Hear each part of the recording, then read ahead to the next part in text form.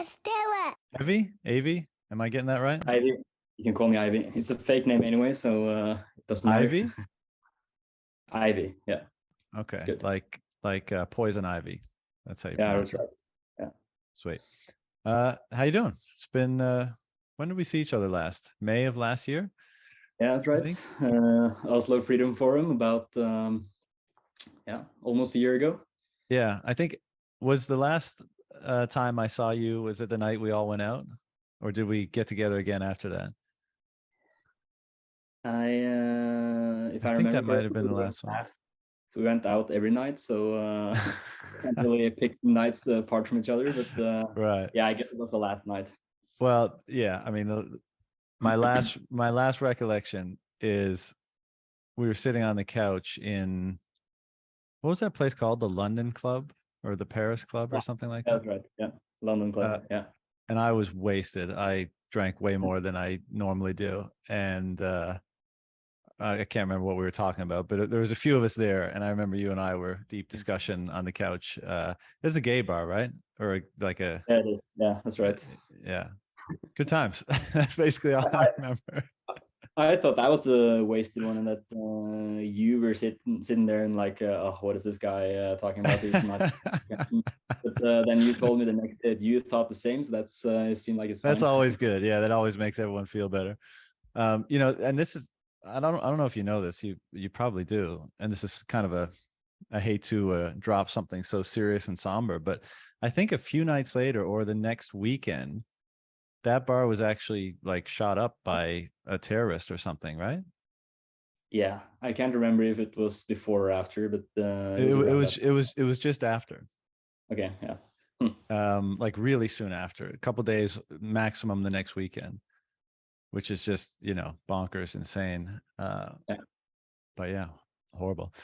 Anyways, on to brighter news. But you were one of the first to sign up on my Calendly link. I've started putting out a link to say, if you have something interesting to talk about, you can book yourself into the pod and we can record something. And you did, which is great because, I've been watching what you've been doing and I'm super interested, like I think many people are, in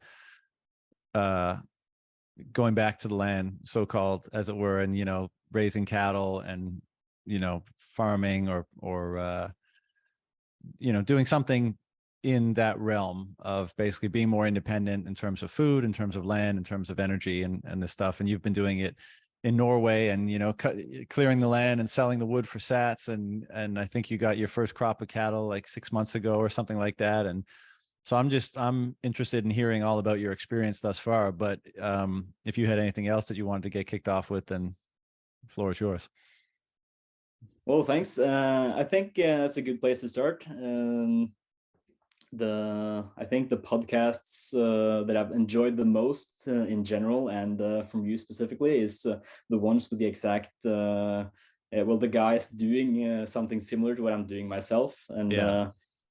I mean, 2 years ago I was living in the city, like in Oslo, the biggest city in Norway, in an apartment, and still studying in university and living a totally different life from what I'm living now. And listening to these podcasts just helped like gain perspective and see the possibilities that you don't really know that is out there. But I grew up on a farm, so I got some of it in early on. I was sort of heading the other direction towards, I had a job and I was studying in university in the city, and sort of slowly going to that direction, like starting to thinking about buying an apartment and all that kind of stuff. And then COVID came and I had to sit in my apartment basically all the time. I mean, Norway wasn't locked up, but it wasn't really that much to do anymore. Yeah. Outside, unless you went hiking, which I did, but you can't really do that all day, every day. So that was sort of an eye-opener to me on how much your freedoms can be infringed on, and how limited you can become when you live in a city like that, and you live like sort of in a box where it's so much easier to make rules for you for what you can do and what you can't. That really started, I think that started kicking off some thoughts in my head, and made me realize that that was not the right direction to go for me. Were you already into Bitcoin at that time? Yeah, I think I bought Bitcoin first in 2017, and then I'd say Wow. that How old were you then? Must have been like 17, 18, something like that. yeah, around there, yeah, 18, I think. That's awesome. Yeah, I wish I knew about Bitcoin when I was 18. then you would have been like 2006. Yeah, yeah. It would have been before Bitcoin existed. Yeah, right. Cool. So, I mean, it sounds like the COVID situation and lockdowns kind of, I mean, I think this happened for a lot of people. Not only was it that your life could so easily be turned off, basically, you know, you could be forced into your confined little space. And when the world of big cities is shut down, you realize how little is actually available to you, or how little your life actually consists of on its own. You know, it needs the interactivity of a big city.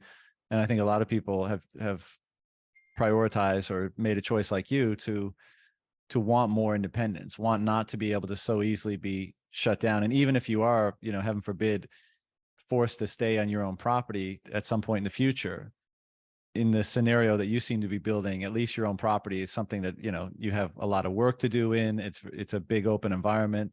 You can feel more free and independent. You're not relying on so many other people for all the things that you need.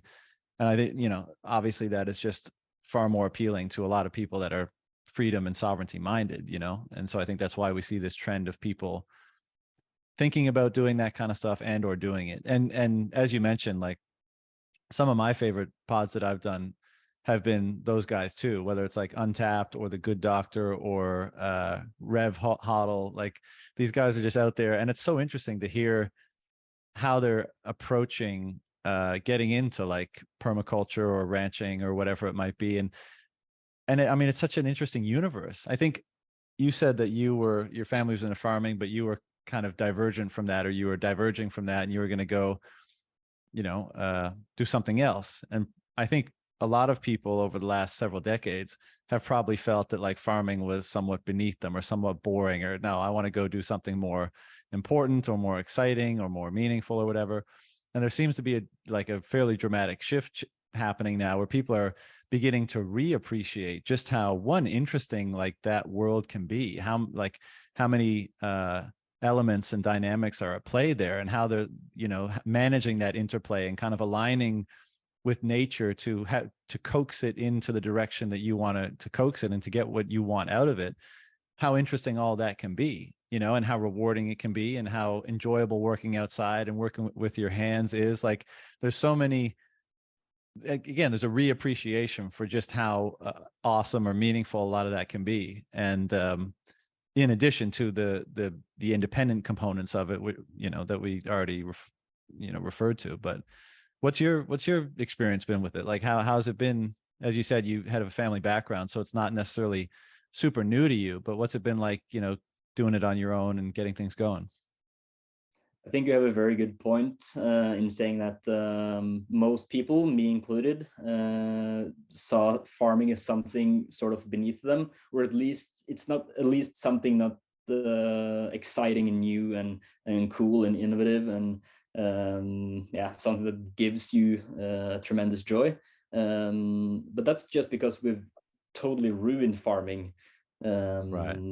in so many ways, with similarities to how we ruined the money. And I think that's very interesting that we're seeing sort of this farming and Bitcoin movements growing together. And I think it's, you can say that, okay, it's just like a few people, but I think it's now at a point where it's so substantial that you can't sort of overlook it. And I think it's not a coincidence at all. And I think that farmers are so used to being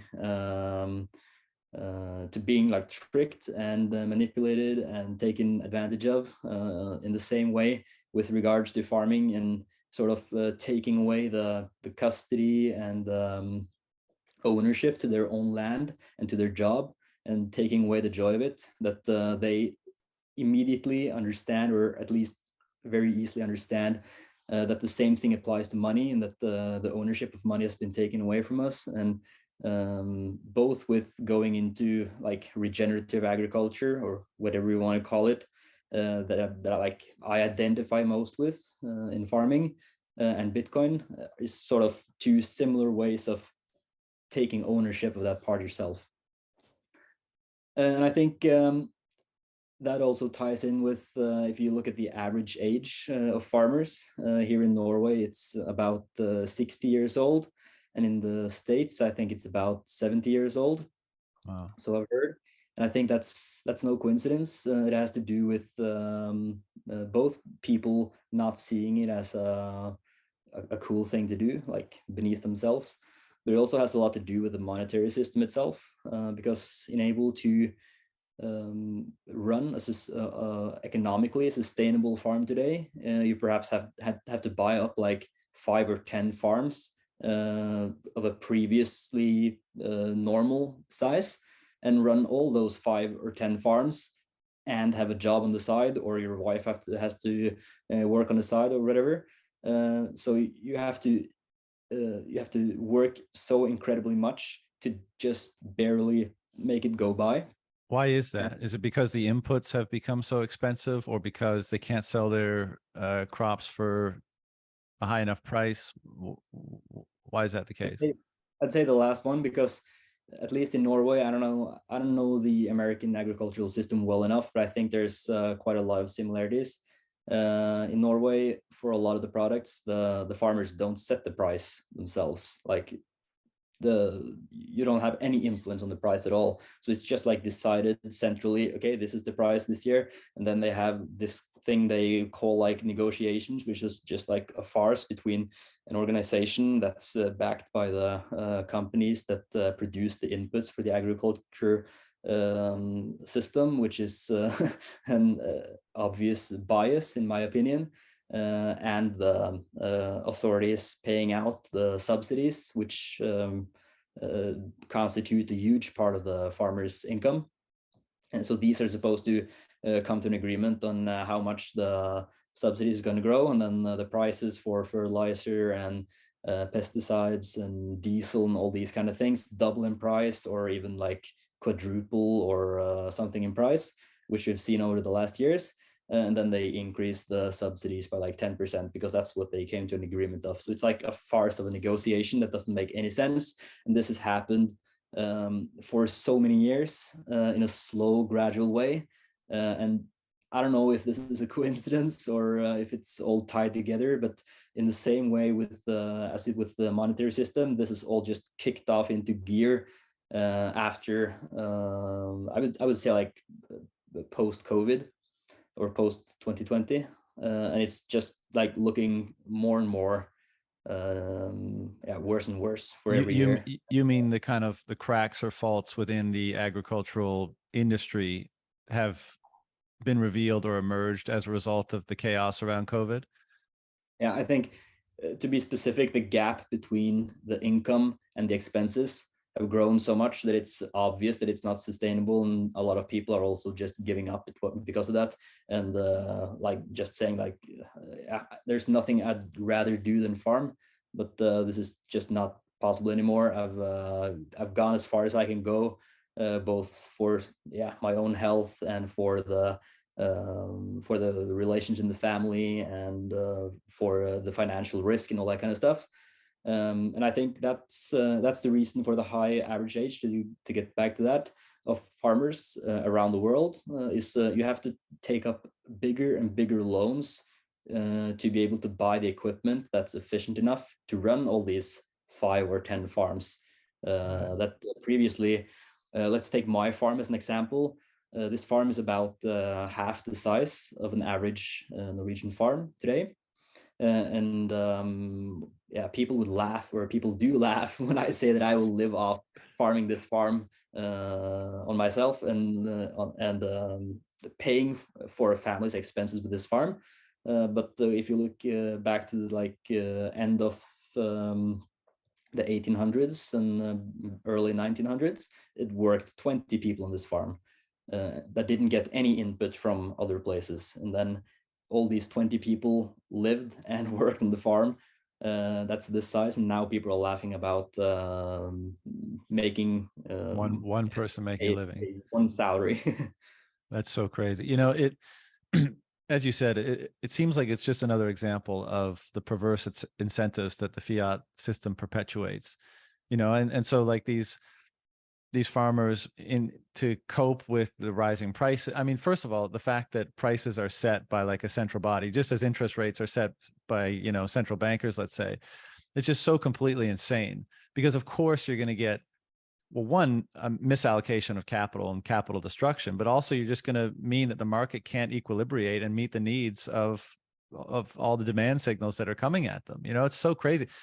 I'm from Canada, and the I'm sure there's lots of fuckery there that I'm not aware of, but one that I am aware of, and that a lot of people are increasingly aware of, is the way like the milk cartel works there, or the dairy cartel. I can't remember the official name of it, like the Dairy Farmers Group, whatever. And it's this, you know, it's a big union, or a all the producers in conjunction with the government to basically ring fence the industry. So there can't be other dairy products coming from the US or other producers. There's a certain quota that you can't go over. Anything that goes over, can't sell it to a farmer's market, can't give it away to charity, must be destroyed. And there was something going around on Twitter a few days ago that was, you know, a farmer basically just flushing down the drain like 30,000 liters of milk or something. And it's so asinine, right? Because it doesn't have to be this way. You know, if the land, and if you're capable of producing more of a surplus, obviously you should be able to sell that both for your own benefit and for the benefit of the market in terms of lower prices for goods that people need. But again, it just seems like another example of these perverse incentives and the power dynamics that are created by them that are allow these circumstances to prevail. And it's a shame, because as you say, like so many people end up not being able to cope with it. It becomes so stressful, becomes so difficult to make a living, and people give up. And that's obviously bad and emotionally, you know, draining and challenging for them. And it's bad for people that rely on the things that they produce.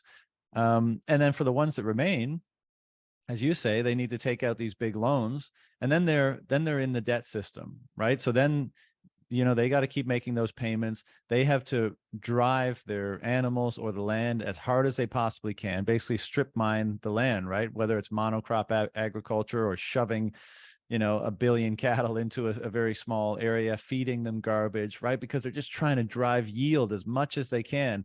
And in doing so, they destroy the health of the animals, they destroy the health of the land, they're degrading the soil rather than, you know, building the health and wealth of the soil. And so it's, as you said, it's entirely unsustainable from a financial perspective, from an ecosystem perspective, from an emotional perspective.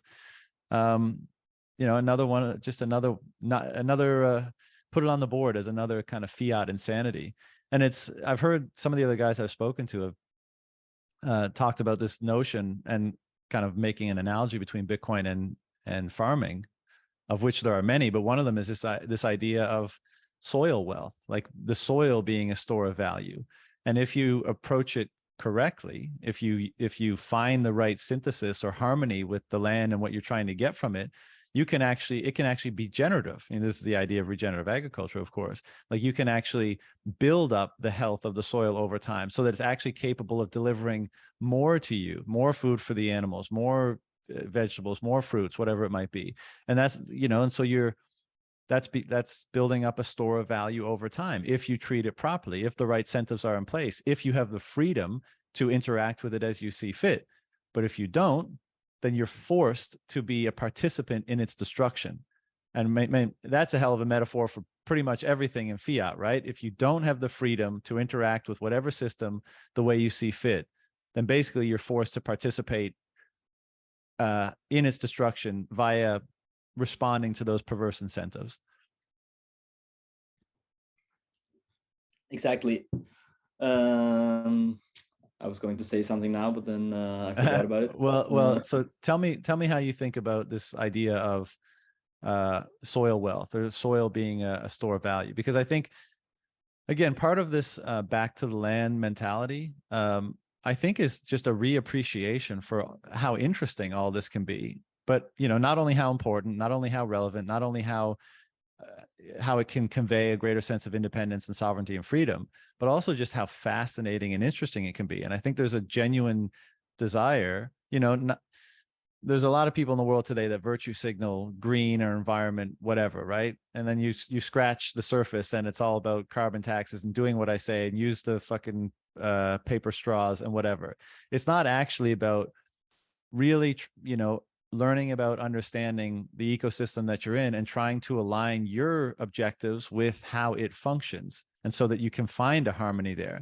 That's not what most people, are talking about when they talk about environmental stuff, but that's super interesting. There's so many rabbit holes there, literally and figuratively, to go down and learn about. And I think people are being intellectually stimulated by that prospect. So, what's it been like for you learning about that process? And, if you want to touch on the idea of soil wealth or soil as a store of value, then I'd love to hear your thoughts on that too. Yeah. I'd just like to say that you're mentioning like the carbon. It's like calculating carbon. Like carbon is the worst world in the world. Right. Along with perhaps freedom. And I think those the fact that those two words are like dirty words in our society says basically everything. All you need to know. Yeah, exactly. The world we live in. And I remember what I was going to say, and it was about the fact the spilling the milk that you mentioned earlier. I've seen I think several of those videos on Twitter lately, and I think it's also pretty high up on the agenda in our country as well. And it's not something new at all. This has been happening for years, not only with milk, but with every product. And it's due to the fact that did you disappear? No, there. No. It's due to the fact that the prices are set centrally, Right. so they don't follow demand at all. And we've gone down this route before in the 1930s, which created a lot of the starvation and stuff that we saw during the Great Depression, because the government tried to fix the crash of 29 with pouring in all this money into production in various places, among others farming. And then they produced so much of these cheap yields or cheap crops that was just replacing something else, disturbing the whole food system. And these crops were so bad, much of it was thrown away, and then that caused famine. And I think we're seeing much of the same today, that we're just pouring so much money into basically all systems that, as you say, capital misallocation turns into lower production over time, and then you will have the consequences of it later. I think that's not something we can just say that, okay, we're so efficient now that can never happen again, because it's not about efficiency, it's about information, and we're not seeing accurate information in the monetary realm or the farming realm today. Totally. And how many examples of price fixing or price controls leading to disastrous outcomes does anybody need to come up with a different approach, or just let things find their own equilibrium? So much of fiat can be characterized as like that game whack-a-mole, right? The fiat capital allocators focus in on a perceived problem, and then they throw all the resources that they have at their fingertips or available to them at it to try to quote unquote fix it. And then by doing that, you just create another problem elsewhere, and you just keep shifting the problem, and you keep destroying capital as you're doing that. And of course, as you say, it leads to really bad outcomes, starvation or, disaster or war or what have you, when all you need to do is allow things to find their own equilibrium, allow people to make free choices, and allow that harmony to kind of self-generate. And all the better if, as people attempt to do that, they will naturally try to find a harmony or synthesis with whatever environment they're engaging in, because there's a recognition that that's how you get the most out of it in a sustainable manner, right? But I mean, we're far away from people in power having the wisdom to permit that approach in the world today. Yeah, and I think we're also far away from most people realizing that fact themselves. I think the logical arguments are there to understand that central control is not the answer to anything, and that it's way worse than any of the alternatives. So I think it has to do with something psychological, that people really don't trust themselves enough to take that responsibility of being sort of that node out in the world that keeps things honest and provides value. So they sort of hide behind making this facade of like, okay, but we need this because if everything is let loose, then it's just the law of the biggest, like the man with the biggest gun, it gets to decide everything. Although we know that's not the case. And I think it's permeating society to such a degree that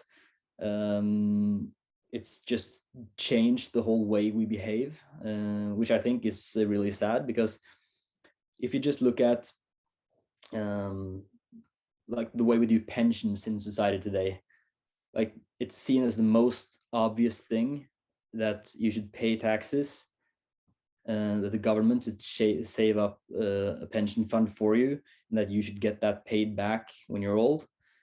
Although the whole idea of a pension fund like that, or a retirement plan like that, is just flawed. It requires a constant growing population, which we don't have in the Western world right now, and is about to experience very harshly that this is not going to work. And like when the pyramid turns upside down, it's not a very vigorous structure anymore, and it's like it's so unthinkable for most people to go back to a world where you're actually required to provide value in your life, and able to ensure yourself a comfortable ending of your life, or sort of like a comfortable last part of your life where you're not able to produce value anymore. And I think this doesn't only go into like the society scale, it's like on a family scale as well, because that means you have to act in a way that that makes sure that your children actually want to care for you when you're old, and that your grandchildren want to care for them, and that it keeps going. Otherwise, there's really no reason to it. So I think at a minimum, it places greater importance on the strength of family relationships, right? Whether or not that you end up taking care of your parents. But I mean, this is kind of the argument against, you know, the big nanny state government. It's that the more services, or at least the more promises the government makes, you know, in many cases, they're replacing those the kind of promises or the support structure that previously was held by the family. And I think, again, we're starting to realize now, in what is hopefully the height of big government era, I fucking hope so, at least, that the degradation of the family, the weakening of those bonds, the less importance placed on them, is deleterious to the development of, you know, a healthy, well-adjusted individual. It's deleterious to the, you know, communities. It's deleterious to markets, to everything. Like outsourcing all those important, that have for all of our history been conducive to creating strong family bonds and support systems, and then building out from there into your, you know, your street, your community, your town, your city, whatever it may be, and flipping that on its head and putting all that expectation on the government, and then hoping that it all trickles down like that. I mean, I just think it's at least a big part of the cause of so many problems that we're seeing in society. And I think, well, at least some people are starting to wake up to that, and hopefully that it's the trickle of people that will lead to an eventual flood. But yeah, sorry to interrupt. That's a big part of what I'm doing at the farm too, is actually just trying to pick up the pieces of the previous civilization, both by like reading up on what they were doing, but also just talking to the old people in my town, picking up how things were done before, how areas looked before, and they will like point at a field and say, "Oh yeah, that field has been monocropped with grain for forever, and before it was just a field, but now it's like 10 stone islands on that field that turn up, or they didn't turn up, but the soil disappeared through tilling the soil every year and having no roots in the soil during fall when it's raining. So and then they're pointed the field right by it, and they're saying like, but that field is just the same. And then you can see that it's in the landscape, it's higher in the landscape than the grain field. And then you can see other fields that are, or other like forest parts that they say, oh yeah, that was a field before, but that was just too small to farm on the scale that they're farming now. So they just planted it with spruce trees in the 60s, and now it's just forest and overgrown. So it's, you can sort of get all these ideas of how society was before, and also all the different crafts that we have forgotten about how to preserve food, how to build buildings in a good way. Like the buildings we build today, a lot of them are trash compared to what they did a long time ago. Like I was building a room for the calves because I just got my first calves this about 2 weeks ago, the first one. And I was building a room for them in the basement. And this concrete in my barn is from 1940. And you'd think that, okay, concrete from 1940 is probably really bad. But it was so incredibly hard that I was not able to drill through it with like a really big like power tool and a new drill. I was not able to drill through it, so I had to buy like all these tiny drills and increase the size like over and over again, and able to just make holes in the concrete. And we're making concrete today, but it's not like half the strength of the concrete that they made in the 1940s. And still we're like so arrogant about the things we do and the things the way things were done before, and think we're so much better. But I think there's a lot of things to pick up from previous years, and actually I think it's important to take care of that too, that it doesn't disappear, because I think a lot of it is about to actually disappear at a scale that it's hard to bring back. Yeah, I totally agree. And we've talked about obviously the impact of the fiat system on farming, but I think, and the disclaimer here is obviously there are certain areas in which there's been remarkable technological advancements and the conveniences of modern life are great. And this is not I don't think either of us are looking to be like Amish here, but I think there is a strong case to be made that the fiat system, the perverse incentives that it creates, the institutions that it necessitates, the power structures, et cetera, put that type of pressure not just on farmers, but on producers of a lot of different things. It's forcing everyone to cut corners and maximize yield, and just to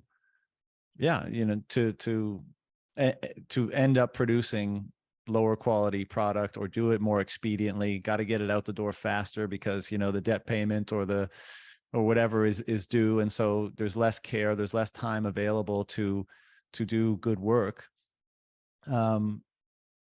And I think that characterizes a lot of industries. And so what's super interesting about this hyper Bitcoinized world that we often daydream about, and hopefully are contributing to bringing about, is that people will have a lot more time available if you can stack up your wealth and it doesn't go anywhere, and it's not surreptitiously stolen from you. You're able to slowly but steadily accrue wealth, and it'll be there for you in the future.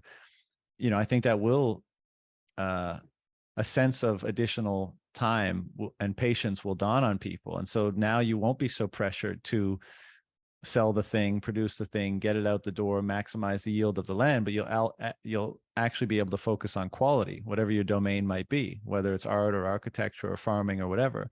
And that's great, because like quality is inspiring, right? Quality is like the precursor to beauty, or like quality and beauty are very closely related. And there's something like extremely meaningful about that, maybe of the utmost meaning, that people are able to not just deploy their energy and their resources and their work in service of just meaningless production or just surviving, but actually able to deploy it in service of something more meaningful, more valuable. And the manifestation of that seems to be beauty. I think this is why in this space we often like look or harken back or share around images of other periods of time that perhaps there was a monetary unit that allowed for that sort of mindset to predominate. And then, we tend to elevate or point to the creations of that time. And there's lots of variables here. And we're probably not giving them all due credit. So we're being a little bit, idealistic or a little bit unfair in that way. But I think there's merit to the argument and pointing to these things that people made and what society looked like when everyone had more time, where there was far less anxiety about the future, when there was hope for the future, when there was far more meaning in society and in culture, and people celebrated and elevated that meaning, and it was built into the culture and built into the buildings and built into families and landscapes and all of that kind of stuff. And it's if what we're talking about here, if it is indeed the case that the monetary medium of the time is extremely influential in that, not just for how people store value for the future, but how that dictates what kind of institutions prevail in society and how those either allow, permit or prohibit the emergence of those sorts of things. If we're saying that Bitcoin is more conducive to that than anything else that has come before it, then it's incredibly exciting to think about what people are going to what people are going to commit themselves to and build in terms of how beautiful and meaningful they will be. Yeah, I think you're totally right that in this kind of other world, and I agree with you that it's sort of idealistic, and we're sort of putting things apart to make it clear. But I think in this other world where you're on a fair monetary standard, where what you're producing something and you're able to charge what you want for the thing that you produce, and you're able to save that over time, or even increase the value of that thing over time. I think in that world, there's definitely beauty. And I think you mentioned with the soil being sort of the store of value, which is a parallel that I really like. You can see with your own eyes the difference between a vegetable or grass or whatever that's grown in soil that's rich with nutrients and micronutrients and carbon and water naturally, from the same things grown in fields where the dirt, because there's like a big difference between dirt and soil, and the main difference is that dirt does not contain life, while soil contains life because of the things that have happened to the soil that turns it into dirt. For example, if you take a shovel and pick up some soil and throw it on the concrete, it will turn into dirt pretty quickly because it dries out, it loses water, and then it releases the carbon, and then you have dead dirt. The minerals are still there, but they're not available to plants and vegetables because it's dirt, not soil. So the same things that you produce from dirt that we use it just as like a place to put our chemical or like synthetic nutrients in, and we just stick to like the main ones, and then we think that okay, we got the right ratio between these main nutrients, and then we realize that okay, there's some second order consequences from this that's not so good, but we'll fix that by killing all the insects, and then we'll kill all the fungi that try to fix it, and all the weeds that try to fix what we're doing, and then we come up with new things to kill for every time we encounter a problem. Right. We have like these things that you get in the store that's very cheap and very affordable, and you can eat it, you'll be full, you'll survive, but your health is diminished, I think your mind is also diminished a lot, and the soil is definitely diminished. And I think, yeah, that's what it is. It's just like diminished food. Yeah. As you're saying that, I think about, the people on the left, the hardcore environmental people, or the anti-capitalist people, let's say, they always point to stuff like this and say, look, it's just not sustainable for humans to be on the planet. Look what we do to it. And my thought is always, yeah, but that's entirely because of our approach to it. It's entirely because of our mindset to it. Sure, you could be one of the people that you just described, and you could kill everything that isn't the thing that you want to sell or consume or survive, right? And that's a bad, I think we would agree that's a bad approach. It's bad for the planet. The sustenance, so-called, that it ends up producing is not very conducive to a healthy body, a healthy mind, emotional stability, all that kind of stuff. But people don't have to act that way. You don't have to treat yourself and your environment that way. You could do it a different way. And if you did it a different way, I think you'd be surprised at how sustainable human life on planet Earth can be. But Yeah, I mean, we've it's been here always for seen quite as like it's binary. It's like humans bad because this is how we act on Earth, but there's no appreciation. Like, well, we could engage it differently. We could all act differently. There has to be a mindset change, and of course there has to be an incentive change in relation to the current system that we have. Yeah, and I think there's part of the same thing that you're saying, like human bad is. I think that's just if you have Sure. that look on life, that's just I feel bad for you. But it's not only humans; it's like fat is bad, carbon or CO2 is bad. So all these things that are extremely good, like fat is extremely good for you. It's like the most energy dense of the nutrients. Carbon is completely necessary for life at all, and it's the best thing you can have in your soil, because if you have the carbon in your soil, then your plants are able to eat and communicate and send nutrients to each other. So it's just a very simple way of looking on things. That's most of the time it's the complete opposite of complete opposite. I mean, that's why clown world is so perfect, because it's so often the exact opposite of whatever clown world is saying is true or right or good, the exact opposite of the case. But it goes back to that point that fiat is like what's the saying?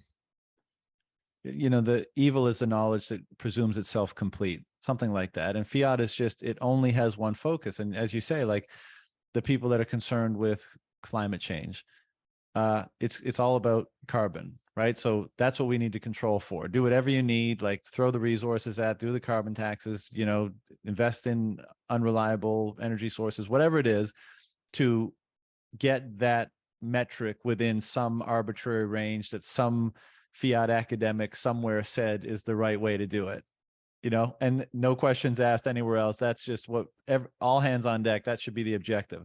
And that's completely insane. But that is the pathologically narrowed focus that the system that we find ourselves within generates. And it's horribly destructive. And I've been thinking a lot about this after I learned more about regenerative farming, because I haven't done like a huge amount of research into the climate change thing. And I'm like, I'm totally receptible to the idea that human behavior or the human activities that we have done for the last 100 years has been causing an increased amount of CO2 in the atmosphere. That's possible. I don't know for sure, but yeah, it sounds definitely possible. I think it's also possible that could lead to higher temperatures globally. Totally possible. I don't know, but yeah, sounds reasonable. But then it's like all these things that doesn't make sense, like what you're saying, like, okay, we need to capture the carbon, we need to stop having kids, all these terrible things. But we're still learning in school that in the atmosphere, carbon makes out a very small amount of what's in the atmosphere, like and also a very small amount of the what you call greenhouse effect. Mm. That's what we learn in school, and they say like yeah, water actually makes up like I think it's like 60 to 90% of the greenhouse effect, somewhere between that, but we can't really do anything to water. If there's one thing that like, let's just call it conventional farming, or like, yeah, bad farming practices, if there's one thing that does, it's to take carbon out of the soil and water out of the soil. Because you take carbon out of the soil by tilling every year, which causes the carbon that was stored in the soil to oxidize, because it reacts with oxygen and flies off as CO2. So you lose so much CO2 or carbon from the ground in that way. And I'm not hysterical about that carbon being released into the air, but it's a terrible thing for your field, because it's great to have the carbon in the soil for it to bind water. And when you lose all that carbon from the soil, the soil also loses its capacity to hold water, which I think is the reason why we're seeing so much new deserts rise around the world, or deserts spreading around. Like I think even the Sahara at one point was not a desert; it was a savanna, and definitely the Midwest in the United States was a savanna before, and not desert. And this is not due to a global rise in temperatures. This is due to the practices and the things we've been doing to the land. That's caused the land to not hold carbon, which causes it to not hold water. And I think there must be, I don't know about this, but like there must be so much water in the air, or water that's not in the right place in the hydrological cycle that wasn't there before, that makes up a much larger amount of the effects that we might be seeing than the carbon being released from me driving to work on a couple days a week. So yeah, I just agree that it makes zero sense to look at it from that narrow point of view. And I think there's so many other perspectives that we could have looked at, and so many other ways of looking at it from a bigger picture, and seeing how different fields are actually connected, that we haven't explored at all. And you're not allowed to explore it, because then you're a fucking yeah, something conspiracy theorist, climate Yeah. denier, or something like that. Yeah, well, as our mutual friend Gigi often says, like all these so-called issues that get conjured up by whomever. It's just curious that the solution is always more communism, more capital allocated to the powers that be, the people that give us more money, let us tax you more. This is how we fix all these problems. It's like, really? Maybe, maybe we could do, maybe there are other ways to tackle these issues. And again, I mean, one element is properly identifying what the issue might be, because I think you made some allusion to it, but I'll reiterate, like, obviously in this particular issue, climate has always changed. It's changed for different reasons. It has to do with the sun, has to do with cycles of, there's so many things that impact that. And I'm open to the, it seems quite likely that humans have affected that to some degree, but we need, how much? And again, like, we've been exploring the difference in, you consider a farm like a microcosm of the world, really. You look at a fiat farmer, look at a regenerative farmer, let's say, and how they treat those ecosystems. The former is incredibly destructive. It's unsustainable, and it's producing all of this extra waste, right? And so if everyone is doing that, well, that's the type of world you're going to have. In the latter, it's far more harmonious with nature. It's far more regenerative to the environment and the ecosystem that it's within. It's far less wasteful and destructive. And if you expand that out to everyone in the world, then you get a very different result. And, to my mind, I mean, I have many issues with this issue, but, things like waste and destruction are never focused on. As is always the case with these big government, what big government focuses on, it's so often something that you can't really nail down, something that's vague enough that it's easy to conjure up a narrative that can't really be proven or disproven, right? Whether it's carbon, or whether it's COVID, or whether it's terrorism, like, it has to be something really difficult to measure and nail down. If it was simply like, hey, we've identified that we're destroying 20% of the rainforest every year because of illegal logging or whatever it might be, and that's bad and we'd like to preserve more, then that's a far more digestible challenge to both identify and find a solution for, if you're into collective solutions. And most often that they're probably not the right answer, but just suffice it to say, like, that's a way better way to approach a problem.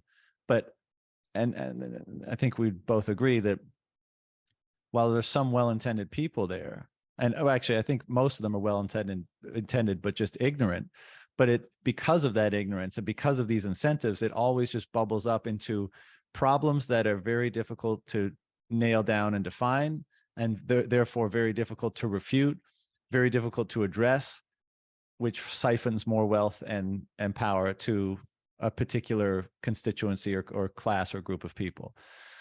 And we're bearing witness to the outcome in so many different domains of society today.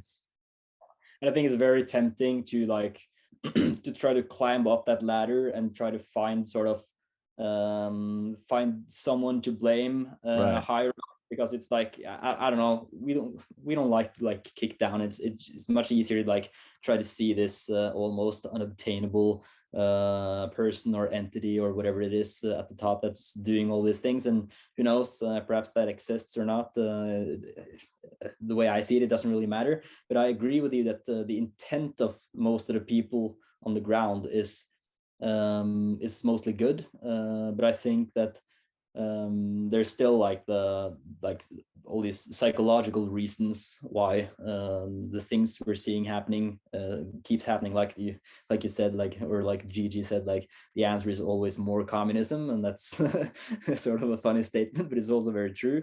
Like in Norway, where I live or come from, the state now, I think the state employs about 30 or 40% of the workforce in our country, which is insane. Yeah. And it spends about 67% of the GDP. It's like government expenditure to GDP is like 67. I think it's 67%. Wow. And it's like, how can that come to be? Like, is there a person like planning this? Like, how can you be so insanely good at planning that you plan this stuff? But like, just imagine yourself working in the public sector in a municipality or something, and your work is whatever, cleaning the trash or making sure that the schools are up to date with their maintenance or whatever it is. Like, whatever you do and whatever position you have, you want to find meaning in your job, and you want that job to be meaningful to the world around you. So you're trying to sort of always attach meaning to what you do, and that accounts for us as Bitcoiners as well. Mm-hmm. And then the question is like, are you going to ask for a smaller budget next year to fix the tasks that you do because you think, well, there's other things that's more important? Or are you going to say, no, I need more money because I have to fix this and this and this, and this is very important, and it's actually more important than what the other guys are doing?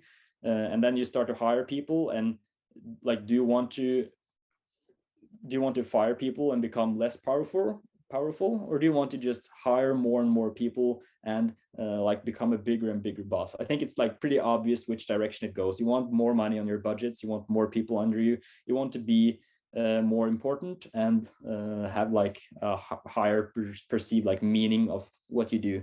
And I think Mm-hmm. that has so much to do with where we have ended up so Totally. far.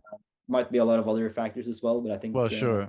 But it's almost like you can't blame them, because as you say, it's kind of like a natural inclination to pursue things in that way. They just find themselves within a system that is conducive to allowing them to. That's kind of the moral hazard of these systems, when so much of an economy, so much of capital allocation is not responsive, or it's not responsive to market forces, right? So like the government can just spend, and the manner in which market forces would restrain people from making the wrong decision because it's not one that the market is demanding or can support, is removed because of their access to capital or the money printer or whatever it might be, or debt or what have you. And so you get all this crazy stuff that ends up being built or being pursued or whatever, that would never have existed, because you can consider, you know, market forces just genuine, almost like a genuine democracy, in the sense that, like, if something is chosen in the market, it means each person who supported it has sanctioned that decision. I will pay money for that thing, and that's the signal to you to produce it, to build it, to pursue it in whatever way. And that's, you know, in an economy where 67 or whatever it is % of the spending is by the central government and 30 or 40% of people are employed by it, that is so dramatically removed. And so you just end up having a Frankenstein, which is where we're at in the world today, where the world probably looks, and this is one of the things I'm really interested in thinking about, is what does the world look like when it's a far more pristine or high fidelity representation of what actually the will of each individual taken as a collective actually is. You know, what would our cities look like? What would we be pursuing? What would our notion of progress be if it wasn't so perverted by the unaccountable spending and unaccountable pursuits and unaccountable creations of this Frankenstein fiat monster that's just able to build and allocate capital to whatever it wants? And back to the point about the environment, you know, again, I think the thing that should be the greatest sin almost is waste, you know, in nature and in human affairs and in anything. I mean, we should be striving for the utmost efficiency, regardless of whatever pursuit we're engaged in. And it's never part of the discussion, just the sheer waste and capital destruction that results from setting an artificial cost of capital in artificial interest rates, you know, non-market interest rates, or in how, yeah, and in there's never even an attempt to quantify that. Like, oh, like, oops, we destroyed $5 trillion in capital because of, you know, whatever, we the perversion of the interest rate, or we spent it somewhere where the market wasn't demanding it, turned out to be not sustainable, whatever. And that is, you know, that's genuine human hours of labor, that's genuine natural resources that have just poof gone into the ether, when they could have been far, and generating waste as a result of doing that, when they could have been devoted to something far more sustainable, something far that people actually wanted and demanded, and therefore would have had that buy-in for that market and those people to actually sustain it long term, and to cultivate it and to improve it and refine it, and in that sort of a way. And so if you really care about the earth, I mean, I think waste should be a far higher priority. And then you should be looking at all the different ways that waste actually emerges in the world. But, you know, again, we live in a unidimensional world, and the narrative of that unidimensional analysis is so often set by, well, the wrong people, or at least people that people place far too much, institutions that people place far too much trust in. Yeah. And I think when you say that you wonder how that world would look like, that's like the antithesis to perhaps the world that we live in right now. I don't know if that's just wishful thinking or a reality, but I think we already have the answer to it in nature. I think nature that's unprovoked, or like that we haven't really done anything to, as it is perfect. And no matter if we do something to it that's not good, like we manipulate it in some way, it restores back to perfection so quickly.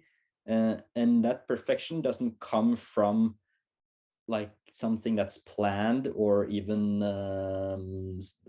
like communication between the different parts to restore it. It just comes from each organism acting in its own best self-interest. That's the only thing that happens. The deer doesn't give a shit about the wolf not eating. Like, it couldn't care less. And the rabbit doesn't care about the grass doesn't care about the rabbit, the insects doesn't care about the fish, and the fish doesn't care about us. It only cares about its own best self-interest. And I think that's such like a frowned upon thing to say, just like, yeah, I'm pro freedom, and I don't think CO2 is just bad. Oh, so you It's want us all to die, is what you're saying. what? So, oh, you want us all to die, is what you're saying. That's how your words would be interpreted, right?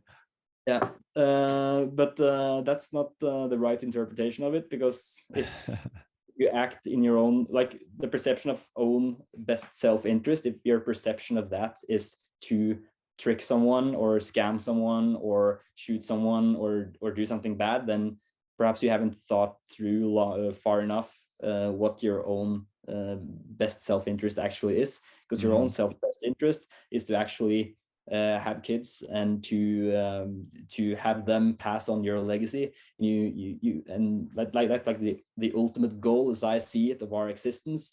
And if you think that those bad outcomes, that's like short-sighted, that might be someone's thought of in their own interest at that point of time, that's like not the definition of that. And I think nature shows that perfectly. Like, you don't see any species in nature just completely taking over and eradicating the ecosystem, perhaps with the exception of humans in some cases, or at least some specific areas. It's natural control mechanisms that make all this go back to the natural state, and there's no central control that fixes this. There's no coordination. It's just all these organisms in themselves just acting like they see fit. Mm-hmm. Yeah. I want to ask about some of the things you've learned and your experiences here, but just my final comment on, I know, first of all, we've been shitting on the modern world, let's say, and also ourselves probably being overly simplistic in this analysis, or at least being overly, painting with too broad of brushstrokes. But one of the things I've noticed when I've hung out with farmers or people in rural areas, or even, lived there for periods of time, and your typical city dweller is like, one, the latter, the city dweller is more likely to have very strong opinions about the subjects we've been talking about.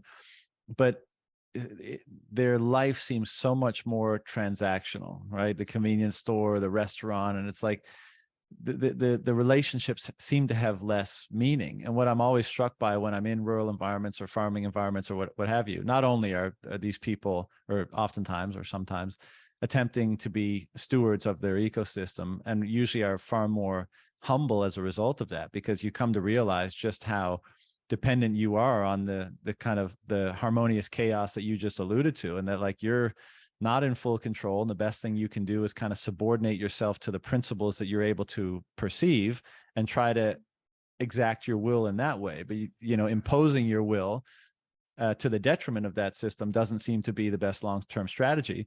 But the other thing is, like, people in that environment seem far more genuine, far more generous, far more compassionate and kind, like the neighborly sort of situation in a lot of these places where you help your neighbor, you give to your neighbor. And it's, I guess the point I'm trying to make is it just seems far less transactional. And it's just funny that you would think, well, it's just funny that the city dweller who's much more responsible for a lot of the waste and destruction that we've been referring to, and who lives a life that is far less appreciative of everything that goes into it, is the one that's presuming to know best about what the problem is and how best to solve it.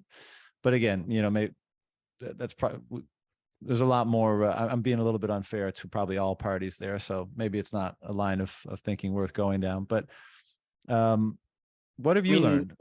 In broad terms, I totally agree with you, and I feel the same way. And I think I can say that as a person that's grown up in the countryside, but lived in the city. Perhaps I have some bias with me because the countryside is what I'm used to from birth and all that kind of stuff.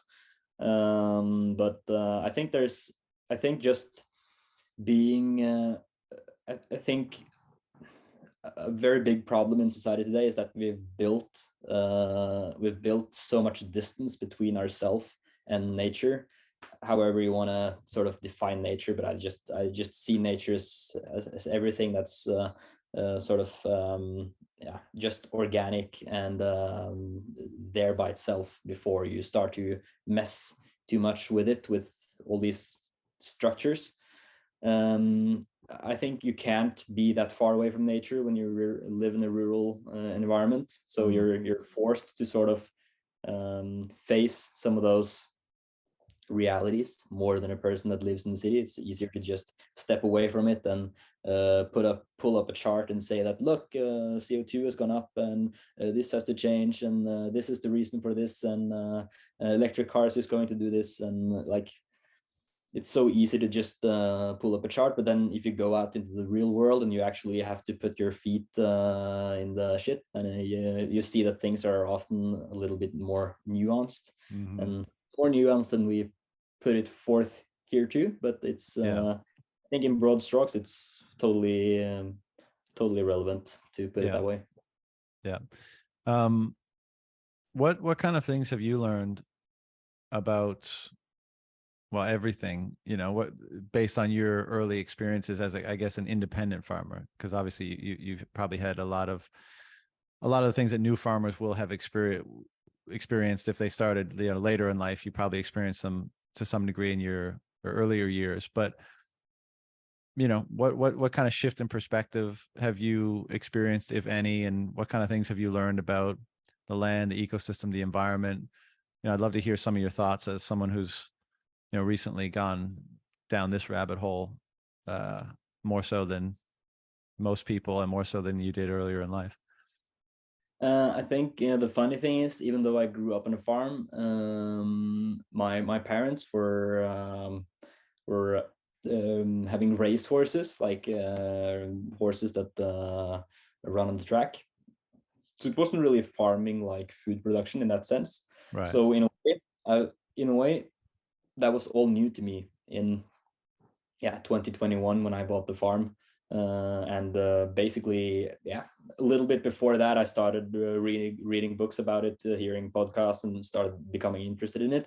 But it's basically from that point until now that I've learned everything that I'm putting into action these days. And I think I pretty early decided or understood that it was cattle that I was most interested in. And then, as you pointed out earlier, I bought a herd of cattle, a small herd of 12 animals in October last year. So that was like my small start.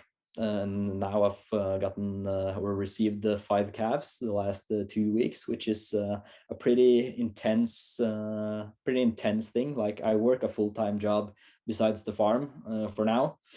And waking up at night, like at 2 o'clock and then at 4 o'clock, and just going out and checking on the animals and making sure, because, you know, these calves can get stuck in this cows and you can lose both the calf and the cow, and like you have to pay attention. And there's I got a calf or several calves actually when it was like minus 10 degrees or minus 12 degrees Celsius, which is pretty cold. And at one point, one of these calves wandered out, went under the fence, and laid down in the snow. And if you don't remove that calf from the snow pretty soon, it's going to die. So you have to pay attention and you have to be there. And it's a pretty steep learning curve to never have received a calf or seen anyone receive a calf, or never really done anything but read about it until you do it yourself.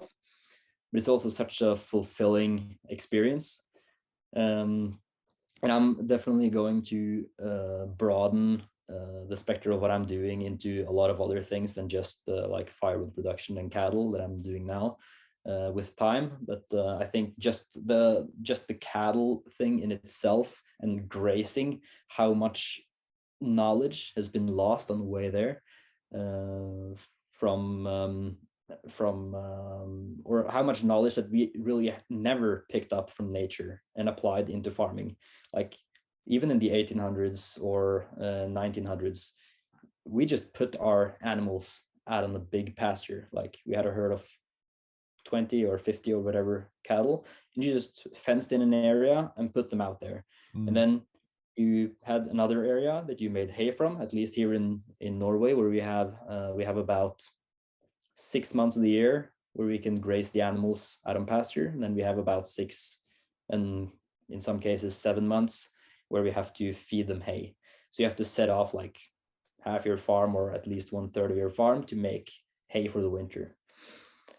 And that's sort of how it's been done. And then perhaps you change the location of the pasture with the location of the field that you're collecting hay and so on. But you're just putting all these animals out on one big pasture and then just leaving them. But in nature, that was never how it went by. It's always been like herds of animals or packs of animals that have been chased around by predators before humans started hunting down a lot of the large prey and yeah, diminishing the populations so much that their natural behavior changed. So these animals have always been moving around to a new spot constantly because the weak animals are left behind. And if you're the one that's left behind, you're more likely to be attacked by a predator. So the herd constantly keeps moving. And I don't know if that's a coincidence or not, but that's coincidentally very good for the soil because you get disturbance in the soil that helps capture water, and that helps keep the manure there. And you also get a lot of manure on a condensed area, so you get it like spread out evenly since the animals are constantly moving. And then you only take off the tip of the grass instead of taking off the tip of the grass, then some more, and then some more, and emptying the roots of their energy reserves. So you always move around. So you take just a tip off, all the energy is already down in the grass. It grows back a lot faster than if you kept your animals there for 6 months. And then you come back next year and you already left a lot of nitrogen on the ground from the manure and from the animals. You stepped down a lot of grass since there were so many animals tightly packed to protect themselves from predators. And you so you had a lot of carbon in the ground from that, and you have all this remaining grass that the new grass can grow from. And then we can mimic this in today's nature. I think Alan Savory is the most common or well-known name for exploring this way of grazing, like of managing grazing back in the day. And I think he was mostly active in Africa, which is a vastly different climate and way of operating a cattle operation from here. Like perhaps you have 40,000 cattle or 10,000 cattle. In Norway, you have like 50, or perhaps you're crazy and you have like 200, but it's not the same size and it's not the same thing. The season is much more intensive and you have to stockpile hay for half the season. So it's like very different cases. Mm-hmm. But biology and how it works with moving the animals to make sure that you have nitrogen and carbon in the ground and you don't tap out the reserves from the roots is exactly the same. So we can do that here. And what I did was I looked at a lot of different people on YouTube, and I also listened to Untapped Growth. I think that's probably the first place I actually heard about this grazing, like grazing as a management practice. It was actually from Untapped Growth, and I read a book that he recommended that's called Man, Cattle, and Veld, which was very good and describing this in very, very detailed way with both the biology and the history of this and the results of changing your practices. And what I've done now is I've seen all these practices and like, okay, you're in Africa, you can put up like all these 50 paddocks on a huge area with easy fencing and do that. Okay, that works. My setting is very different. I have like roads going through my farm. I have grain fields that I'm a neighbor to, and I have a lot smaller area, and I have to be much more intensive in the way that I manage my farm. So what I did was I bought these things called no fence collars, which I don't know if you saw that. I saw them. They look super cool. Like a GPS collar that's like this size that hangs from the neck of the cow. That it's connected to an app on my phone. And then these animals are able to move around on a pasture that I draw on a map. So I draw the borderlines, and then I can make all these excluded areas. If So you there's just like, open up your phone and draw it on a map, and that sets the boundary for the GPS units on there around their neck, right? yeah, that's right. That is so cool. That's wild. Here it is. Yeah, that's what it looks like. So you can just make your areas, and then you can also see the cows where they are. If they're moving, you get a push notification. If a cow escapes, you get a push notification if a cow stays still for more than, I think, 2 hours or something. So it's like this great innovation that makes it so much easier for me in like Then my moving context. fences around and stuff like that. Yeah, to do the same thing that these guys are doing on a larger scale, but I can do it on a very intensive scale with this phone, because I can move the fences 20 times a day instead of once a week or 1 time a day, because I can just move these fences gradually all the time. Like it takes me so 5 cool. seconds. Is there any ill effect on the animal from being like zapped, to keep them within the bounds? It's just you have to set off like 2 days in a fenced, like a real fenced area to practice this thing. And in the, the first couple of times, they're quite shocked by having electricity in their neck, because they're normally used to like touching the fence somewhere on their side or perhaps with their nose or something.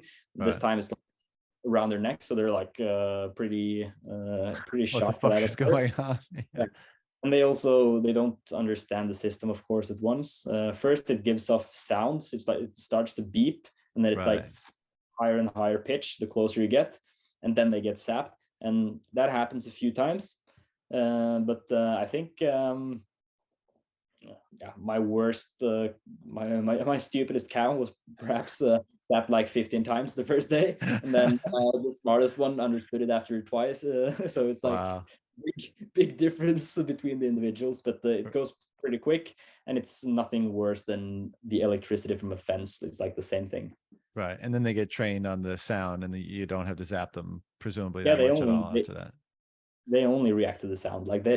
they Yeah. don't get zapped anymore. So. This is, I mean, I think what you're obviously implementing this, it's my opinion. I think a lot of people is, a lot of people are drawn to farming for the reasons that we've been discussing already. And not that everybody's going to be a farmer, nor has to be, of course, but I think what's really appealing is how can you do farming the right way, so in a regenerative way that's conducive to building a soil bank and not degrading the environment and generating as minimal waste as possible, et cetera, but with as much modern technology as possible that it can be made more efficient, because again, that's the name of the game: less waste, more efficient, more time, more resources. And if it can be done the right way doing that, then that's really the goal. And it seems like, and this is a great example of it, that much as we might criticize, certain elements of the fiat or modern world, obviously there's been lots of amazing innovations and conveniences and things that free up our time. And what I think will probably be a trend, and one which I'll definitely be interested in following, is just how thoughtful people like yourself are deploying technology in service of doing it the right way, and what that ends up looking like with, more time to marinate or more time for that to develop. Because, I know a lot of people, maybe they don't want to be full-time or large scale, even on a regen sort of basis, farmers. But I know a lot of people that would love to just have some land and have enough cattle and veg and fruit to feed themselves, their families, and a little bit of surplus for their neighbors, perhaps. And if that could be done in a way that's hyper efficient, that requires minimal involvement, but you're able to avail of the sovereignty and the nutrition and all the other things that come with doing that, that's a very compelling prospect to a lot of people, or I think it will be, certainly Bitcoiners. Yeah. And so it's going to be really interested to see how the confluence of regen agriculture and basically technology develops. Yeah, I think everyone wants to be a farmer, but not everyone realizes it yet. That's my point of view, but I know that's not realistic at all. But yeah, I think there's I think Bitcoiners are predisposed to this idea because of the self-sovereign part of it. Mm. Yeah, I think it's a good question. Like, who are you trusting to feed your family for the next 5 years?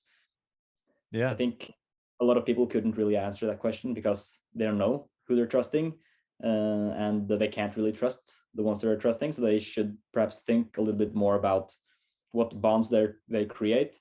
And I mean, I'm going to slaughter my first animals this fall, like the fall of 2023, and I'm not done any advertising whatsoever because actually I just finished like setting up my budgets and finding out the pricing and all that kind of stuff today. So I haven't rushed with that at all.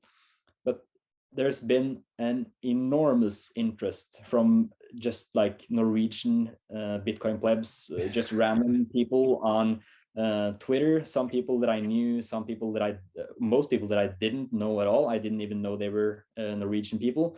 And they're just following me on Twitter and they're just like, I want to buy your beef and I want to buy it with Bitcoin. And it's like, yeah, that's what I want to. And That's so I good. think it just shows that there's I think there's just something about Bitcoin and the natural way of farming, which is how I define sort of regenerative agriculture. Of course, it has this regenerating part of it that's like inherent to it, but it's like farming on the premises of nature in a way that's allows it to yield like sustainable wealth for us over time. That's like the way I look at regenerative agriculture. And I think that and the prospect of controlling your own money, like controlling your own food on the premises of something you can trust, and controlling your own money because you don't have to trust anyone, goes so much in the same direction. Yeah, I think a lot of Bitcoiners will try to find a way into farming or homesteading or yeah, perhaps just owning a share of a farm and sort of having a little bit of stake in it or something like that in Totally. the future. Well, I think, as you say, like part of feeling like you're sovereign or free or independent is being able to identify what you're relying on, like, you know, on what systems, on what things are you reliant on, because your freedom is suspect at best if it's just a bunch of dependencies, basically, you know. And so I think a lot of people are becoming aware of that, and they're trying to do what they can to eliminate those dependencies, you know, like how do you maintain your power to say no, right? Like if the butcher that you always go to has a mask policy in place or a vaccine mandate or some bullshit, what now? Now your nutrition is impaired in some way or whatever, you know. And so figuring out, I agree that I think it's very compelling to a lot of Bitcoiners to identify the most important things, perhaps, that they're dependent on: food, energy, shelter, and figuring out ways that they can reduce those dependencies. And I guess step one, if you're not willing to jump into being a farmer yet, is developing relationships with Bitcoiner farmers that you know you can at least depend more on. It's a more reliable dependency, let's say.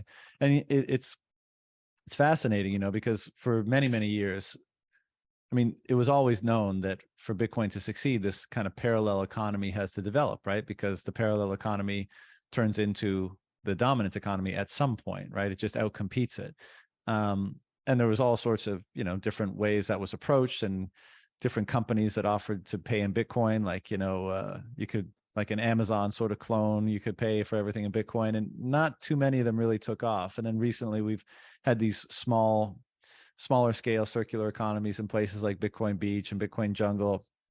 And isn't it funny that it seems like the thing with the most traction is Bitcoiners being willing to and wanting to spend their Bitcoin on securing their food supply, and primarily in the case of like beef and meat. And so you see like the beef initiative in the States, and I've spoken to people doing, you know, ranching and establishing these initiatives in Central America and in Australia and Europe, and you in Norway. And I mean, in hindsight, it makes sense, right? Because what's more important than what sustains you? What's more important than the food you use to nourish you so that you can go out into the world and pursue what's most meaningful? But it's just so interesting that, you know, there's a demand for that. You know, it overcomes the kind of the hodl hurdle, right? Where people just want to, you know, keep as many sats as they can. But if you provide them an opportunity to sustain themselves, you know, with what they believe to be the most nourishing food, and have it provided by a fellow Bitcoiner, it's like, take my sats, you know, like, let me buy as much as possible. And it's I mean, unexpected but amazing phenomenon or development to witness.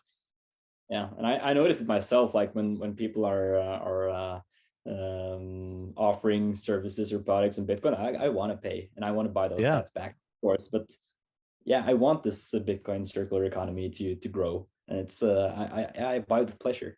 I'm the same Uh, way. I love it. I just want to pick up on one of the things that we were talking about with like, yeah, we're shitting on like today's system or like conventional farming and a little bit like plant world, these things combined as they are. But I think it's very important to with regards to self-sufficiency, to actually point out how sort of extremely complex but also very simple the whole farming situation of today is.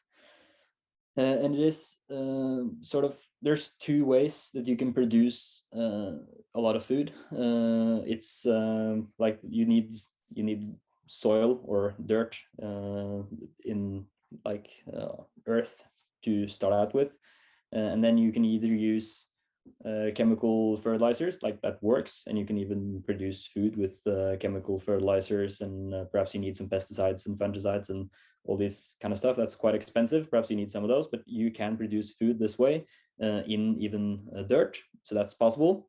Or it's possible to produce food with like produce either just animal foods or produce plant-based foods or grain or whatever with manure from animals. And there's very few real alternatives to this. You can also use some cover crops that you can like you can skip a season of harvesting and just mow down these cover crops, and then they will have fixated nitrogen in the ground, and you will get carbon from the plants that's rotting and like creating building soil. But that's very inefficient. So perhaps you would have to like skip 1 or 2 growing seasons and able to have a full growing season, which is not really doable if we're talking about like producing food on the world population scale. And I think it's very important to understand that as much as Bitcoiners know about the monetary system and sort of how surprised I think a lot of us are that this thing is still surviving or going on, because it seems like it should have just ended a long time ago or just blown up a long time ago, which is it has blown up, but it's been like able to repair the holes in the dam and just keep it going for a little bit longer, just kicking the can down the road. It's a lot of the same thing with agriculture, because if these systems that produce chemical fertilizer and pesticides and weedicides and all this kind of stuff break down, or is in some way not able to produce remotely enough to cover the demand, then there's no way you can produce food from the dirt that we're producing the majority of our food from today in a way that yields anything close to what we're doing today. So there's some real, for me at least, some real concern with regards to what would happen if that side of the input, that side of the inputs, the chemical fertilizer instead of animal manure, is breaking down or is diminished in some way. And I think it's very important to understand that the longer we keep going and keep not facing this fact and just sort of growing the world population, yeah, we can feed 8 billion people, we can feed 9, we can feed 10, 11, 12. But at some point, the unsustainable way of producing food that we're doing today, and the very fragmented or like not fragmented, it is a very vulnerable way that we're producing food today, where if one things go wrong, a lot of things go wrong. the longer we keep doing that, the worse the consequences of an eventual breakdown or issue will be tremendous. And I appreciate a lot of the technological advances, like the no fence colors. And I think driving a new tractor is great, although I have a tractor from 1971 still, for some reason, from Poetic. exactly 1971. It's not a Fiat tractor. But there's no technological advance that can fix dead soil. Like that's on a scale where we talk about food production for the world. There's no lab where you can fix this. There's no technological shortcut that you can do to sort of fix this underlying problem that we have created for ourselves by sort of removing ourselves from natural, sustainable level of food production. And I think it's possible to produce as much food per acre in a regenerative way, but you can't shift that overnight with all the dead soil or dirt that we have around the world today. You can't produce insane yields next year, and you can't teach every farmer in the world that doesn't know anything about regenerative agriculture in one season. So it's like, I think it's very important that we push this movement forward now, and that we sort of start to tie everything back to nature sooner rather than later, before these things start to break down. And I think, in my opinion, we're already seeing it start to break down with even it might have been supply chain disruptions, like they famously call it after Corona, like it might have been. But I think we're already starting to see it break down. Yeah. Well, I mean, talk about dependencies. I mean, whether it's fertilizer from Ukraine or energy inputs from Russia, or just the dramatic and rapid change in interest rates, which changes the debt servicing for farmers. I mean, so many things. When you have so many dependencies, the rate of their change or how they can be disrupted can be incredibly, obviously, disruptive to you. And I think what you're saying is the system has become so precarious and has been grinding down or degrading for so long that the confluence of those two things, puts people who want to eat in the world and the people that produce that food for them in a very very dangerous position, or a very precarious or very risky position. And I mean, I see that too, which is, I think a lot of Bitcoiners see it, which is why they're so adamant about securing food supply from people like yourself, noticing that these things are very fragile, and there could come a time where there's an even bigger breakdown in them, even if they, whether it's natural systems collapse of some kind, or, as you say, the soil just gives up the ghost and can't spit out anything anymore, or any of the other inputs become disrupted and yields fall dramatically and people's access to food is diminished. And there's a recognition that that's a very important thing to have secured. And again, I just think it's so cool that I know there's a lot of regenerative agriculture people or ranchers out there that aren't Bitcoiners yet, but that a lot of Bitcoiners are kind of leading the charge on this, recognizing how important it is, and shaking the hands of the ranchers and building those relationships. It's awesome. You mentioned or several times throughout this discussion, kind of like being more in tune with nature. And I think, prior to maybe this type of appreciation, most people's context for that is like some hippie vegan yoga person having like a full moon ceremony at the yoga studio or in Costa Rica or something. But in the conversations that I've had with people like yourself, I mean, like when you're just your typical city dweller, as you're growing up, like the change in season means you have to wear a jacket or not. Like that's the biggest distinction, or maybe the meal on your table is a little bit different, but that's pretty much the extent of it. But when someone like yourself, when those changing seasons, when the changing patterns or cycles of nature have a direct influence on the health or the survivability of your animals, let's say, well, then obviously you have to be paying far more attention to that.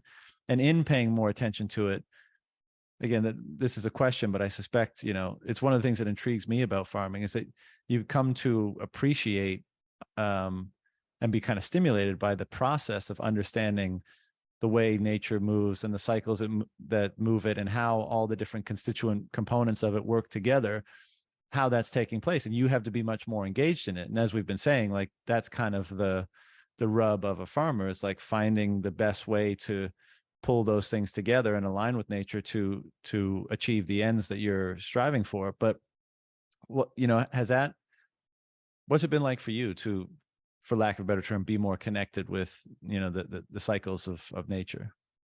I mean, I wouldn't be a farmer if I wasn't a regenerative farmer. It's not like my choice was conventional farmer or regenerative farmer. My choice would be like up in the mountains. I know this is a reference you Mountain have. man. Mountain man is like a reference you have in a lot of your episodes here, and that would be me. I would either do that. I was on my way to do that when I was. Well, actually, the reason why I even bought the farm right after I was done studying is because both my parents lost their income due to the COVID restrictions in 2020, and because of that, you know, it only goes so long until you have to sell the farm without income. As we talked about earlier, you have to have bigger and bigger machines, more and more equipment. Everything is expensive, bigger and bigger loans. And if the music stops, then then it's not a lot of time left until shit hits the fan. So they had to sell the farm, and that was sort of my choice of, okay, what do I do now? Do I take over the farm a lot earlier than I was envisioning to begin with, and change the course of my life totally, or do I sort of go the way of that I was sort of the way I already was going, and getting a normal, good, like white collar job in the city, buying an apartment, perhaps buying a second apartment, renting it out, like playing the Fiat games?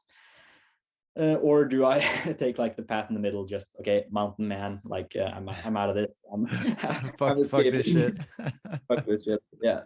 And I'm very glad that I chose what I did, even though it's So you it's bought the hard. farm from your parents and then converted it into cattle rather than raising racehorses? That's right.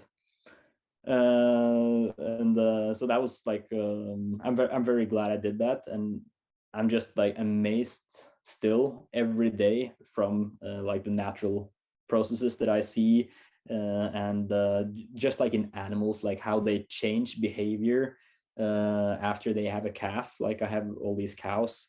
One day I can stand and scratch it on the back, and it's like all fun and games, and then it has a calf, and then it's like once just like turns into this like beast that's like, get the fuck away from me. If you touch this animal, if you touch my kid, I will kill you. And it's, but and then you can react to that in several ways. You can react to that like, fuck you, I decide, and try to sort of rule the cow, or you can react scared and sort of let the cow rule you, or you can react in a natural way and like understand that, okay, perhaps I should just watch this from a distance, do the minimal things I should do, just ear tag the calf and just watch it from afar.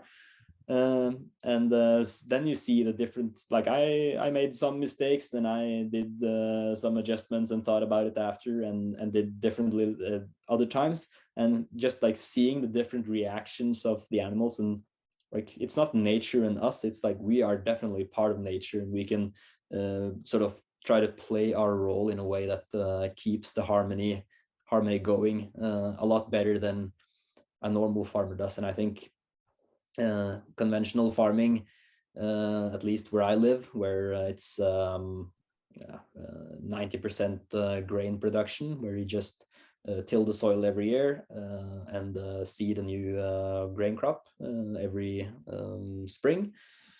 And everyone does the same. It has nothing to do with nature, and I think the people doing it doesn't even think it has anything to do with nature anymore. It's just yeah, doing what's expected from you and what's yielding the best subsidies, and they're not enthusiastic about it. They don't love it. It's just they have to keep doing it to pay down the loan on their tractor, and that's Just a just transaction. Back to that yeah. kind of dichotomy or difference between, you know, everything being a transaction versus something more cooperative or harmonious, something like that. But these people, they want to be like me, or yeah, that sounds arrogant, but like they want to do fun things. They want to be a custodian of their land. They Right. want the best for their land. They want the best for their family. They want the best for the future of their town, their family, their farm, everything. So when I tell them about no fence, and I'm saying like, yeah, this actually works, and I can just do this, and then like, wow, really? Can you just do this? And then they're like, hey, come and look, he has the cows on his phone, and it's so fun. And then I talk to even like conventional cattle farmers that only buys steers and feed them from their small until a certain weight, sends them to the slaughtery, and never sees the animals again, gets paid, and then that's it, a transaction. And then I talked to him about, oh yeah, I just started as a farmer, and he's been doing this for 20 years, knows a lot of things that I don't know. And then I just tell him, yeah, I'm going to do this and this and this, and this is sort of my philosophy of what I'm going to do, and then I'm going to sell the meat myself, and this and that. And then he's like, oh, I really want to do that myself, because that sounds a lot more fun than what I'm doing. What I'm doing sucks. So then, like, these people want to be in harmony with nature and want to Right. farm this way, but it's so hard to see that opportunity and see that possibility through all the bullshit and all the propaganda and all the advertisement and everything you're being fed. Totally. Are you like legally allowed to sell your own beef in Norway? Yeah. As long as you, well, you have to register for it, and you have to use approved slaughtery. That's well, basically the only things you have to abide by. Has this experience altered, to whatever extent you had a quote unquote spirituality prior to this, be it a traditional religion or something different? Has this experience altered that in any way? What experience, like being a farmer?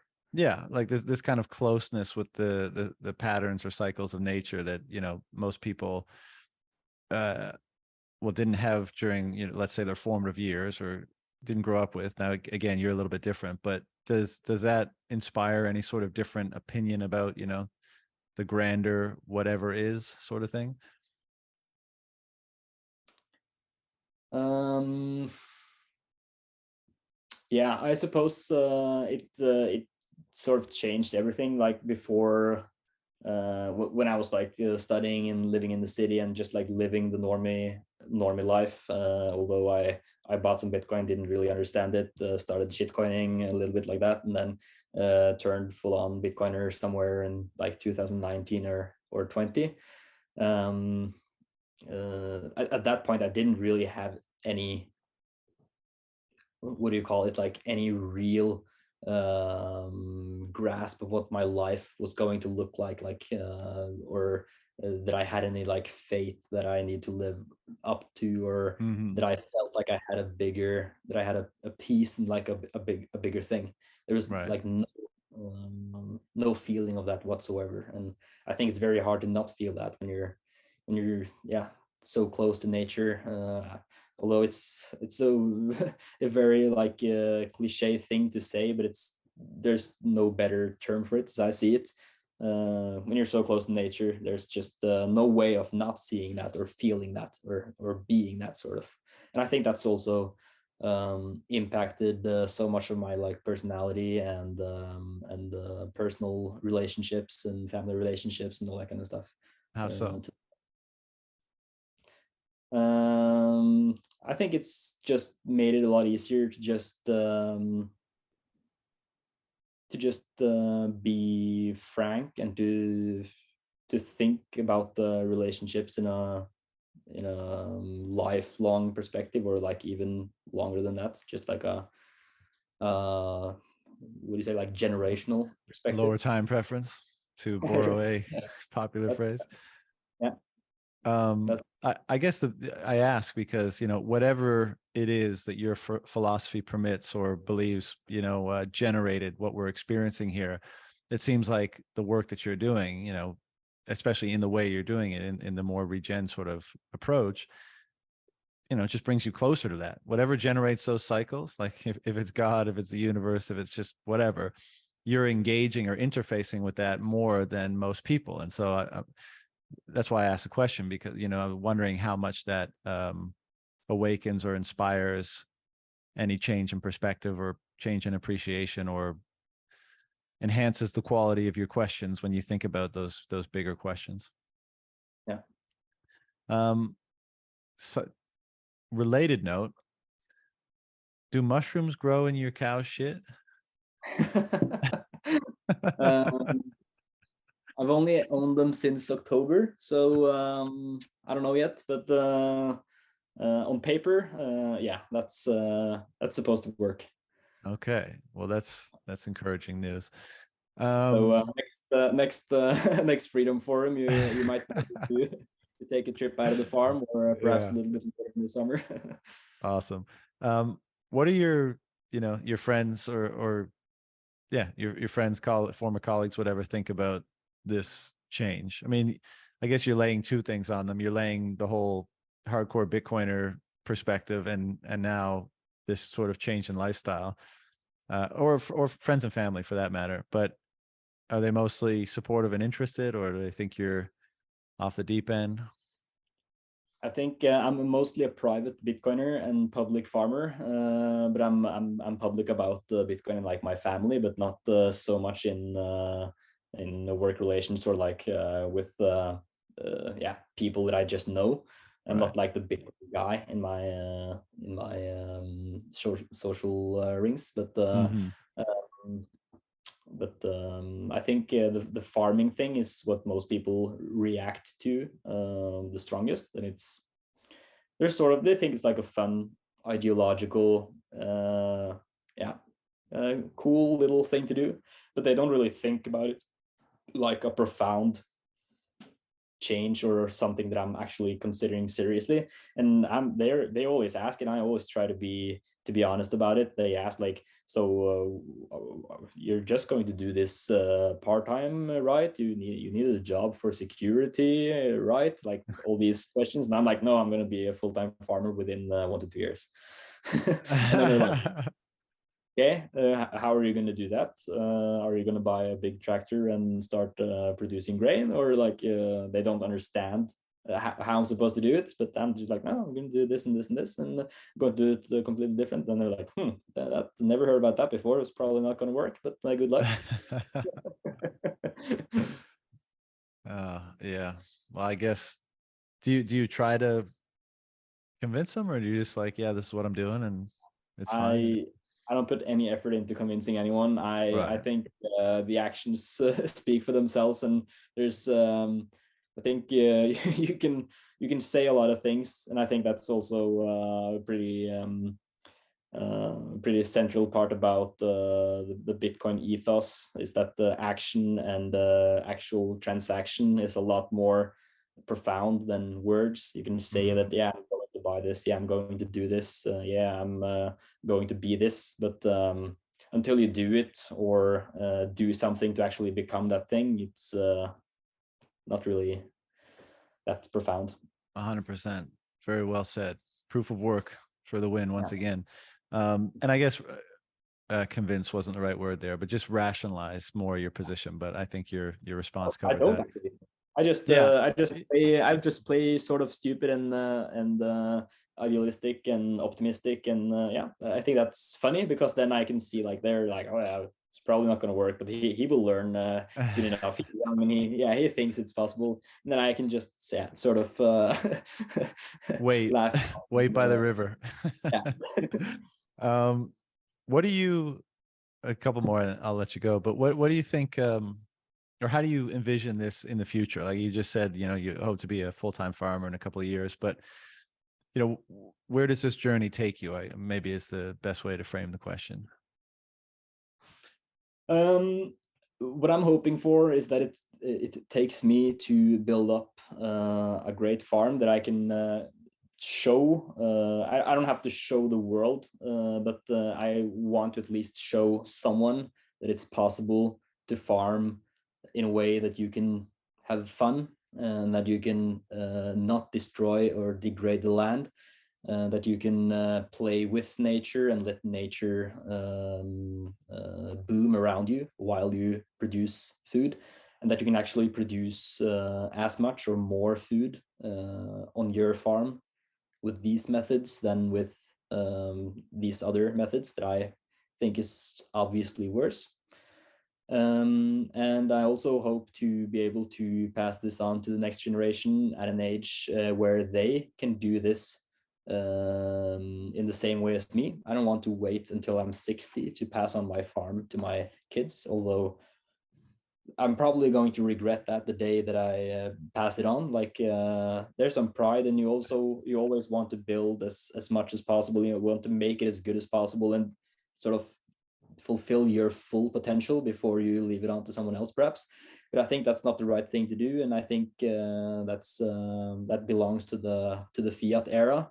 To wait until your kids are 40 or 50 to take over a farm. I think they should be able to try and fail in their teens or 20s and build their own version of how the world should look from that. And I'm not going to impose the things that I've learned and the methods that I've used to build it on them for them to use that on, but I'm going to step back and let them have the same journey as me and figure out for themselves what they want to do, yeah, with the farm. It's a very wise approach. Yeah, very wise. Is there anything on your mind or anything you think would be interesting to share, or something I didn't ask you today about what you've been up to in the last, I guess, year and a half that we should touch on before we shut it down? I think we're through most of it for me. Yeah. All right. Well, look, man, it's been really fun to watch your journey. You know, as I keep saying, I'm hugely interested in this space, and we'll probably get involved myself in some capacity somewhere someday. But I just, it seems to me that this is the way that the future that we often talk about and envision, this is actually how it gets built. It doesn't just magically appear one day. It gets built by, first a few people getting in, reimagining or rethinking how things can be done, using Bitcoin as their personal standard, and then allowing that to, expand out from there, and then connecting with and cooperating with and doing business with people that are of like mind and doing the same thing. And over the course of however many years it ultimately takes, we end up having a system or an economy and a culture and communities and towns and cities that are more representative of those underlying principles or values that are inspiring that behavior and inspiring those choices. And so I commend you for being one of the first to take the leap and get involved and, pursue what I think is a very important line of work. And it was awesome to hang out in Oslo. I hope we get the chance to do that again sometime soon. You have to buy tickets for the next Oslo Freedom Forum. Well, I don't think I'll be coming this year, and I'm a bit of a homebody, so it might be somewhere in the middle. We'll have to wait and see how travel plans shake out, but I'm sure we'll make it happen at some point. Do you travel at all? Do you go to conferences or anything like that? Oh, I've skipped every conference. The Oslo Freedom Forum was actually the first for me, and there's a lot of conferences that I'm not at all interested in going to. I wish I could be in Australia right now this weekend for the Australian Beef Initiative, and I would have definitely went to the one in Texas as well. But yeah, it's hard. You can't really just leave a farm it's like a startup, Right. and it needs nurturing, and you can't really just pay someone to do it for you when you're starting up. So you have to make some choices. But I'm going to be more active in the conference space soon. Try to travel around more. It gives a lot of joy and perspective and meaning. Yeah, I mean, it'd be great to see you there or somewhere, and it does definitely give you a boost, kind of recharge the batteries, remind you of like what your part of your motivation at least. But as you said, I mean, priorities are priorities, and getting the primary work done or managing things at home is definitely the number one priority. So I understand that completely. But in any case, man, it'll be somewhere at some point, and I look forward to it. And thank you for the time today. It's been great. Same. Thanks to you. All right, brother. Take care.